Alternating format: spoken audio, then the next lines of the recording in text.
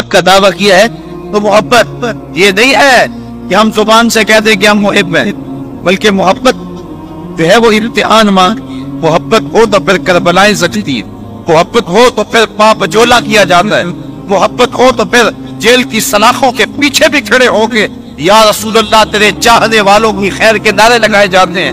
تو محبت امتحان مانگتی ہے، محبت تقاضا کرتی ہے کہ اب امتحان دو۔ ہمارے استاد پڑھا کرتے تھے عاشق عاشق ہر کوئی آنکھے پر عاشق بنتا بھر کے، زہر پیالہ کوئی نہیں پیندا پر عاشق پیندا بھر کے۔ تو جب محبت کا دعویٰ کیا ہے تو اس کے تقاضے نبھانے پڑیں گے۔ ہمارا دین ہم سے تقاضا کرتا ہے کہ ہم اچھے اعمال کا ذخیرہ جمع کریں۔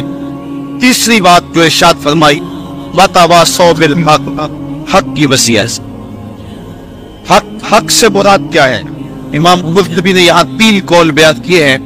حق سے مراد اسلام ہے، حق سے مراد توحید ہے، اور حق سے مراد قرآن ہے۔ یعنی اگر اسلام لائے ہو تو پہلی بات یہ ہے کہ ایمان لانے کے بعد تمہارا وظیفہ عمل اتنا مضبوط ہونا چاہیے کہ تم دور سے پہچانے جاؤ کہ تم حضور کے غلام۔ یہ نہ ہو کہ لوگ پوچھے تم کون ہوتے ہو اور تم پاسپورٹ پیش کرو یہ دیکھو مذہب کے خانے میں اسلام لکھا ہوا ہے۔ میرے استاد فرمایا کرتے تھے صاحب یہ نہ ہو کہ لوگ تمہیں پوچھے اور تمہیں بتانا پڑے کہ یہ دیکھو مذہب کے خانے میں اسلام لکھا ہوا ہے۔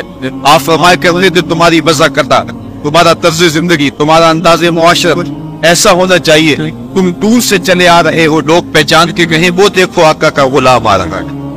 اور یہ تمہاری پہچان قبر میں بھی ہونی چاہیے اور یہ تمہاری پہچان حشر میں بھی ہونی چاہیے۔ جب تم تحت میں جاؤ تو منکر نکیر بھی پہچانے کہ یہ حضور کا غلام آ گیا، اور جب لحد سے نکلو حشر میں بھی پہچانے جاؤ یہ مصطفیٰ جان رحمت کا غلام آ گیا۔ اپنی وضع کرتا اور اپنا طرز زندگی ایسا بتاؤ کہ دور سے پتہ چلے کہ حضور کے غلام ہیں۔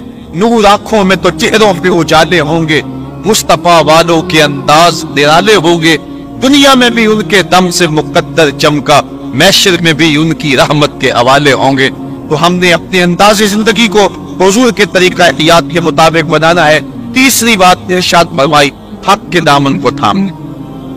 آج ہمارا طرز عمل اور رویہ یہ ہو گیا کہ ہمیں کیا لگے، اور اس نے معاشرت کو چاٹ کے رکھ لیا ہے۔ یہ طرز زندگی اور یہ رویہ ہر بندہ کہتا ہے کسانوں کی لگے ہمیں کیا لگے، ہمیں کیوں نہیں لگے۔ حضور نے ارشاد فرمایا جب لوگ کشتی میں بیٹھ جاتے ہیں اور ہر بندہ اپنی اپنی جگہ گھیر لیتا ہے اور اس اپنی جگہ کا مالک بن جاتا ہے، اور ایک شخص اپنی جگہ پہ سوراخ کرنے لگ جاتا ہے کشتی کے اندر، تو باقی اگر کہ ہمیں کیا لگے، اپنے گھر میں کر رہا ہے، اپنی جگہ میں کر رہا ہے، اپنے گھر چھاج بجائے یا چھتی بجائے، جس طرح آج کل جو ہے وہ مثال دی جاتی ہے، وہ کشتی میں اپنی ہی جگہ میں سوراخ کرنے لگ جاتا ہے۔ تو سارے اگر یہ کہیں کہ ہمیں کیا لگے تو تھوڑی دیر کے بعد کشتی میں سوراخ ہوگا اور پانی آئے گا، یہ بھی ڈوبے گا، باقی ڈوبیں گے۔ ہمدردی اپنے ساتھ اس کے ساتھ یہ ہے کہ اس کا ہاتھ پکڑا جائے، اسے روکا جائے تاکہ ہلاکت سے بچایا جائے۔ جب معاشرتوں کے اندر برائیاں پھیلنے لگ جاتی ہے تو یہ کہہ کے کہ ہمیں کیا لگے، جو کرے گا وہ بھرے گا، جان نہیں چھڑائی جا سکتی۔ پورے معاشرے کے مؤثر طبقے اور ہر ذمہ دار شخص برائی کو روکنے کے لیے میدان عمل میں جب آئے گا تو پھر سکھرے معاشرے تشکیل پائیں گے۔ حضور نے ارشاد فرمایا من رعا منکم منکرا فلیغیرہ بیدہ فإن لم یستطع فبلسانہ فإن لم یستطع فبقلبہ وذلک اضعف الایمان۔ فرمایا تم میں سے اگر کوئی شخص برائی ہوتے دیکھے تو وہ ہاتھ سے روکے، ہاتھ سے نہیں روک سکتا تو زبان سے روکے، یہ طاقت بھی نہیں ہے تو پھر دل سے برا جانے، اور یہ سب سے کمزور ترین ایمان کی علامت ہے۔ لیکن ہم دل سے بھی برا نہ جانے، ہم انڈے بدماش اور برائی کو پھیلانے والے کو جھک جھک کے سلامیاں پیش کر رہے ہوں تو معاشرتوں میں کبھی بھی پاکیزگیاں نہیں آ سکتی۔ ہم روزانہ اپنے رب سے وعدہ کرتے ہیں وَنَخْلَعُ وَنَتْرُكُ مَن يَفْجُرُكُ، یہ دعائے قنوت میں روز پڑھتے ہیں، اے اللہ جو تیرے حکموں کا باغی ہوگا ہمارا اس سے کوئی تعلق نہیں ہوگا۔ آج کے اس اجتماع میں آنے والوں اپنی ذمہ داریوں کو سمجھو، اور اسلام نے ہمیں جو خوبصورت نظام زندگی دیا ہوا ہے اس سے نفع حاصل کر کے اس معاشرے کو جہنم زار ہونے سے بچاؤ اور اس معاشرے کو پاکیزہ کرو۔ آج ہی ہم یہاں نکل رہے تھے تو اتنی بچیوں کے جہیز کے حوالے سے بات ہوئی تو مجھے ایک دوست کہنے لگا کہ مجھے ایک فون آیا ہے کہ میری بیٹی جوان ہے تو وہاں میری بیٹی کے لیے بھی سفارش کیجئے. تو میں نے کہا صاحب وہاں سفارش تو نہیں ہے اور وہاں قرآن اندازی ہے. تو ایک صوفی شوکت علی قادری صاحب کتنی بیٹیوں کا جہیز دیں گے؟ 100 50 2000 کتنی بیٹیوں کے لیے وہ جہیز فراہم کر لیں گے.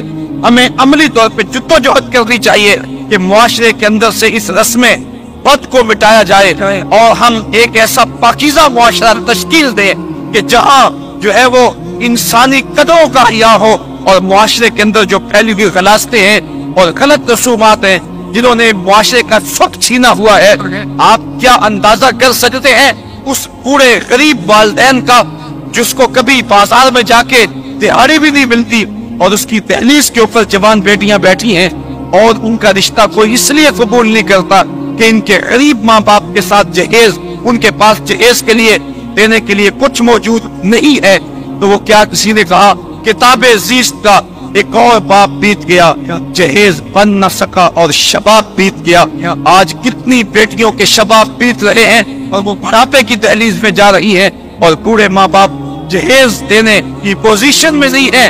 کیا ہم اس ظالمانہ رسم کے خلاف کھڑے نہیں ہوں گے؟ صرف ہم یہ کہہ دیں گے کہ ہمیں کیا لگے, نہیں من رہا منکم منکرن فلیغیرہ بیدہ فإن لم یستطع فبلسانہ فإن لم یستطع فبقلبہ. یہ ہماری ذمہ داری ہے کہ ہم باطل جو ہے وہ نظام کے خلاف باطل فکر کے ساتھ اور معاشرتی برائیوں کے خلاف پوری قوت کے ساتھ کھڑے ہو کر کے ایک پاکیزہ معاشرت کی تشکیل کے لیے کوشاں ہو جائیں. بے مقصد زندگی گزارنے کا کوئی فائدہ نہیں. مومن کی زندگی جس میں وہ خسارے سے بچ سکتا ہے اور قوم کو اجتماعی خسارے سے بچا سکتا ہے, وَتَوَاصَوْا بِالْحَقِّ کا زمرہ ہے. اور اس کا ایک معنی یہ بھی ہے کہ قرآن کے پیغام کو عام کیا جائے. آج ہمارا معاملہ ماشاءاللہ جو ہماری مجموعی فکر ہے وہ قرآن مجید کی فکر کے ابلاغ کو چھوڑ چکی ہے. ہمارا انداز یہ ہے کہ قرآن جس مقصد کے لیے نازل ہوا تھا آج ہم اس کو ترک کر چکے ہیں. قرآن مجید ایک زندہ کتاب ہے. اتنا خوبصورت نصاب کسی قوم کے پاس نہیں ہے. نصاب حیات, نصاب زندگی, منشور حیات کسی قوم کے پاس نہیں ہے. لیکن اس کے باوجود آج ہم دنیا کے اوپر رسوا ہو رہے ہیں. اتنی خوبصورت تھیوری ہونے کے باوجود ہم رسوا کیوں ہو رہے ہیں؟ اس لیے کہ اس تھیوری کے مطابق ہمارا پریکٹیکل نہیں, ہماری زندگی اس قرآن کی تعلیمات کے مطابق نہیں گزر رہی ہے. آج دنیا کے اوپر رسوائی ذلت ہمارا مقدر بن گئی. اقبال نے جب شکوے کی زبان کھولی نا تو شکوہ رب سے کیا تو لہجہ بڑا تلخ ہو گیا. تیرے کعبے کو جبینوں سے بسایا ہم نے, نو انسانی کو غلامی سے چھڑایا ہم نے, صفائے دہر سے باطل کو مٹایا ہم نے, تیرے قرآن کو سینوں سے لگایا ہم نے, پھر بھی ہم سے گلا ہے کہ وفادار نہیں. ہم وفادار نہیں, تو بھی تو دلدار نہیں. بڑا سخت لہجہ تھا لیکن جب جواب آیا تو سارا نشہ اترتا ہے. لفظ وہی ہے, صرف صیغہ بدلتا ہے. جب کہا نا کہ تیرے کعبے کو جبینوں سے بسایا کس نے, تو جواب آیا میرے کعبے کو جبینوں سے بسایا کس نے, نو انسانی کو غلامی سے چھڑایا کس نے, صفائی دہر سے باطل کو مٹایا کس نے, میرے قرآن کو سینوں سے لگایا کس نے, تھے تو آباب تمہارے ہی مگر تم کیا, ہاتھ پہ ہاتھ دھرے منتظر فردا ہو, ہر کوئی مستے میں ذوق تن آسانی ہے, تم مسلمان ہو یہ انداز مسلمانی ہے, حیدری فقر ہے نئے دولت عثمانی ہے, تم کو اسلاف سے کیا نسبت روحانی ہے, وہ معزز تھے زمانے میں مسلمان ہو کر تم خوار ہوئے ہو تارک قرآن پر. آج کتاب ہم نے اس لیے رکھی ہے کہ بیٹی کو جب رخصت کریں گے تو قرآن کے سائے تلے سے گزار, جب لڑائی ہو گئی تو قسم کے طور پہ قرآن کو سر پہ اٹھا لیں. نئی دکان بنائی ہے, مکان بنایا ہے, بچوں کو بلا کے قرآن پڑھا لیں گے. بوڑھے فوت ہو جائیں گے تو اس قرآن مجید کی تلاوت کروا کے ان کو اصالہ ثواب کریں گے. میں اس کا انکار نہیں کرتا قرآن کی برکتیں مرنے والے کی قبر بھی اترتی ہیں. میں اس کا انکار بھی نہیں کرتا قرآن کے نور کے مقابلے میں کوئی نار نہیں ٹھہر سکتی. جن بھگانے کے لیے یہ اچھا نسخہ ہے. میں اس بات کا بھی انکار نہیں کرتا کہ مکان میں پڑھاؤ تو برکت ہوگی, لیکن میرا نقطہ نظر وہی ہے جو اقبال کی فکر ہے. پابندے صوفی و ملا ملا اسیری حیات از حکمت قرآن گیری, بآیات اشترا کار جزی نیز یز یاسین او آساں بمیری. اقبال کہتا ہے تو جاہل صوفی اور کاہل ملا کے ایسے پندے میں پھنسا کہ तूने कुरान से जिंदगी तलाश नहीं की। कुरान की आयतों से तुझे सिर्फ इतना सरोकार है, जब तेरे पूरे की रूह अटक गई तो तू सूरह यासीन लेके बैठ गया कि मैं कुरान की तिलावत करूं, सूरह यासीन पढ़ूं तो इसकी रूह आसानी से निकल जाए। इकबाल कहता है इस पे कोई शक नहीं, उसकी रूह आसानी से निकल जाती है। लेकिन अफसोसनाक पहलू ये है कि इस कुरान से भी तूने मरना सीखा, काश इस कुरान से जीना सीख लिया हो। ये किताब जिंदा है, ये हयात आफरी किताब है, इसका लफ्ज लफ्ज हयात देता है, जिंदगी की खैरात बांटता है। लेकिन इस किताब से भी तूने मरने की राह तलाश की, इससे तूने जीने का रास्ता तलाश नहीं किया। वतवासौ बिस्सब्र, आखिरी बात कि सब्र के दामन को मजबूती से थाम लो।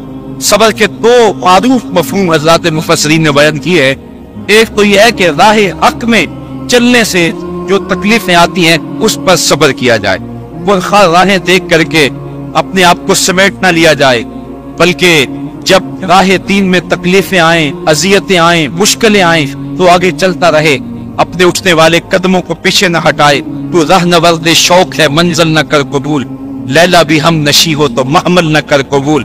जितनी तकलीफें राह हक में पैगंबरों को आई हैं उतनी तकलीफें किसी को नहीं आई।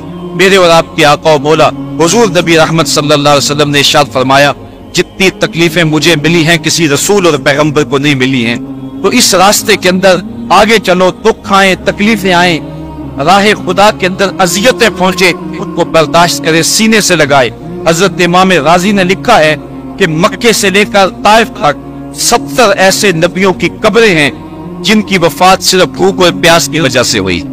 आज मैं और आप दीन के लिए कोई तकलीफ बर्दाश्त नहीं की, खामखा कहते हैं कि दीन के ऊपर चलना मुश्किल है। पहली बात तो मुश्किल है ही नहीं, और दूसरी बात हमारे लिए कोई दूसरा